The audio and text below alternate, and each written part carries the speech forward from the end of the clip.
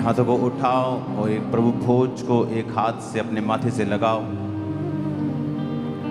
वचन कहता है कि जब भी परमेश्वर ने आपको कुछ बड़ा देना होता है, जब वो आपके साथ कुछ बातें बताकर कुछ बड़े भेदों को जाहिर करना चाहता है, जब वो आपको राज्य देना चाहता है, जब वो आपके साथ सहभागिता रखना चाहता है, जब वो आपसे प्यार करता है, तो वो आपको खाने पर बुलाता है।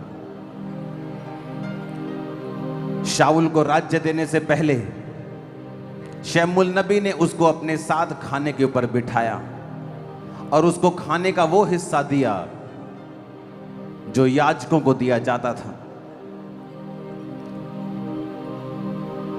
प्रभु यीशु मसीह ने भी ये लिखा है कि मैं तेरे मन के द्वार, तेरे दिल के द्वार पर खड़ा हुआ खटखटाता हूं। अगर तू मेरा शब्द सुनकर अपने दिल के द्वार को खोल देगा, यानी मुझे अपना, यीशु मसीह को अपना उद्धारकर्ता ग्रहण करेगा और बपतिस्मा लेकर परमेश्वर की राहों पर चलेगा, तो उसने कहा मैं तेरे भीतर आकर, मैं और पिता तेरे भीतर वास करेंगे, हम तुम्हारे साथ खाएंगे और तुम हमारे साथ खाओगे। खाने का मतलब अधिकार है जो परमेश्वर अपने विश्वासियों को, जो उस पर विश्वास करते हैं, उनको देता है। खाने का मतलब है सहभागिता, कि वो आपको अपना मानता है और वो आपको ऊंची कुर्सी के ऊपर रखता है, वो आपको अपने सामने ऊंचे पदों पर रखना चाहता है, इसीलिए वो आपको खाने का न्योता देता है। परमेश्वर ने कहा, इसीलिए बाइबल कहती है अब्राहम जब सब कुछ छुड़ाकर वापस लेके आ रहा था तो उसे मलकीसिदक का याजक मिला, जिसका ना वंश ना वंशावली, यानी वो जीसस क्राइस्ट के समान था, क्योंकि जीसस क्राइस्ट का इस दुनिया में कोई शारीरिक पिता नहीं, बल्कि वो स्वर्गीय पिता से पैदा हुआ था। जब जीसस क्राइस्ट की खून लगी हुई चीजों को जांचा गया तो उसमें यह पाया गया कि मां की ओर से जितने खून में क्रोमोसोम होते हैं वो सब यीशु मसीह में मौजूद हैं, लेकिन जो मर्द की ओर से होते हैं वो उसमें मौजूद नहीं थे। एक ज्यादा था जो यहोवा पिता का था और बाकी सब मरियम के थे।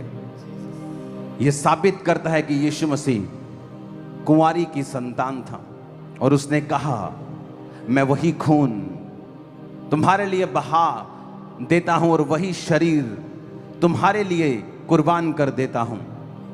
और जीसस ने कहा अब जो कोई मेरा ये शरीर खाएगा और मेरा ये लहू पिएगा, जो कि इस दुनिया की सबसे कीमती चीज आज है, तो इमेजिन करो अगर परमेश्वर ने आज आपको अपना लहू पीने और अपना बदन खाने के लिए बुलावा दिया है, तो सोचो आप उसके सामने क्या प्राइस, क्या वैल्यू रखते होंगे। वो आपको कितना उत्तम मानता होगा, वो आपको कितना बड़ा अपने सामने रखता होगा, कितना प्रिविलेज वो आपको और मुझको देता होगा। इसलिए वचन में लिखा है जो कोई इस लहू का अनादर करेगा और इस शरीर का अनादर करेगा और पाप में होते हुए भी अपने भाइयों की चुगली, अपने भाइयों के गिरने का मादा रखते हुए, योजना रखते हुए इस प्रभु भोज को खाएगा, तो वो बीमार हो जाएगा, निर्बल हो जाएगा, कमजोर होगा। अगर कोई अपनी आशीषों को दूसरे विश्वासियों को शर्मिंदा करने के लिए उपयोग करेगा तो वो इस प्रभु भोज का अनादर करेगा। अगर तुम व्यभिचार में होते हुए इस प्रभु भोज को लोगे तो यह प्रभु भोज तुम्हारे लिए बीमारी का कारण बन जाएगा, क्योंकि परमेश्वर ने कहा मैं याजकों को जो भोजन देना था वो शाऊल को दिया। एक आम नागरिक जिसको परमेश्वर ने वो भोज दिया और उसके बाद वो राजा बना दिया गया। परमेश्वर कहता है कि फिर ये समझ लो कि वो शारीरिक भोजन जो शाऊल को दिया, जो याजकों को देना चाहिए था, और उसकी जिंदगी बदल गई, तो मेरा लहू और मेरा शरीर कितनी वैल्यू रखता होगा। ये इस सांसारिक भेड़ और बकरी का मांस नहीं है जो उसने खाया और फिर भी राजा बन गया, क्योंकि परमेश्वर की हुजूरी में उसने खाया। तो सोच लो, परमेश्वर का खुद का शरीर और उसके खुद के लहू को लेकर वो कैसा सोचता होगा। आज आप इस दुनिया के सबसे भाग्यशाली और आशीषित लोग हैं, जिसको परमेश्वर ने अपने लहू को और अपने बदन को खाने के लिए बुलाया है। आज जब परमेश्वर आपको यह दे रहा है, अपनी गलतियों और गुनाहों की क्षमा को मांगते हुए, और खुदा से कहें कि मैं इस प्रभु भोज का अनादर करके बीमार नहीं होना चाहता हूं, तकलीफ में नहीं पड़ना चाहता हूं, क्योंकि वचन कहता है हर एक मनुष्य अपनी ही अभिलाषा में फंसकर और खिंचकर पाप में पड़ता है, और फिर वो पाप मृत्यु को जन्म देता है। अपनी अभिलाषाओं में नहीं पड़ना जो पाप को जन्म दे, और इस प्रभु भोज के कारण हम बीमार हों। एक दूसरे को माफ करके, अपनी गलती और गुनाहों की क्षमा को मांगकर हमें इस प्रभु भोज को लेना है और खुदा से नाता रखना है, क्योंकि परमेश्वर ये भोज इसलिए हमें देता है कि हमें अधिकारों से भरे और अपने साथ संग संग चलाए और हमारे द्वारा वो राज्य करे, और उसका वो वचन पूरा हो जो उसने कहा था कि प्रार्थना करो, हे पिता तेरा राज्य आए, और वो राज्य आत्मिक रूप से स्थापित हो, क्योंकि प्रभु यीशु मसीह शारीरिक राज्य की बात नहीं करते। जब उसको शारीरिक रूप में राजा बनाने के लिए, पकड़ने के लिए आए, तो वचन कहता है वो वहां से चले गए।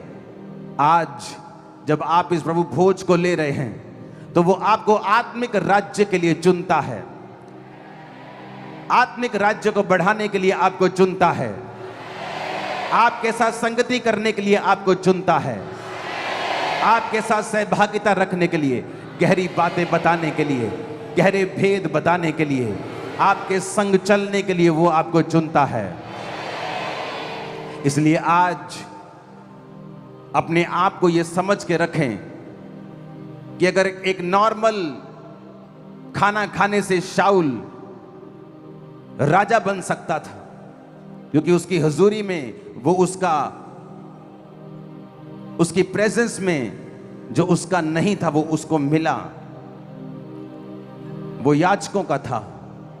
तो सोचो, जो आपके हाथ में परमेश्वर का बदन पड़ा है, जो आपके हाथ में परमेश्वर का लहू है, वो क्या वैल्यू रखता होगा।